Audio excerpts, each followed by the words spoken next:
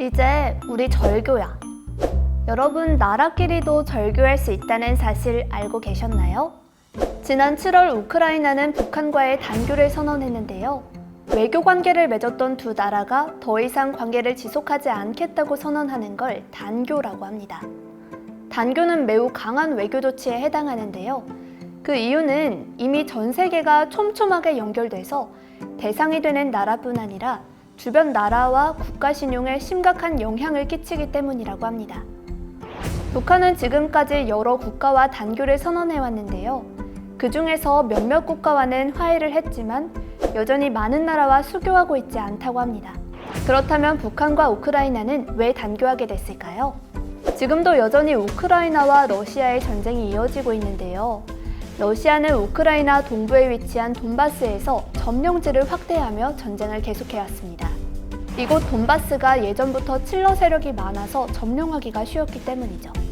엎친 데 덮친 격으로 돈바스는 올해 2월에 우크라이나로부터 독립을 선언했다고도 합니다. 돈바스는 도네츠크 인민공화국 DPR과 루간스크 인민공화국 LPR로 나눠지게 되죠. 그런데 7월, 북한이 이 두 곳을 독립국가로 인정했습니다. 법적으로 돈바스는 여전히 우크라이나의 영토이기 때문에 우크라이나는 당연히 화가 날 수밖에 없었죠. 그래서 북한과의 단교를 선언한 겁니다. 북한은 작년 말레이시아에 일방적으로 단교를 선언하기도 했는데요.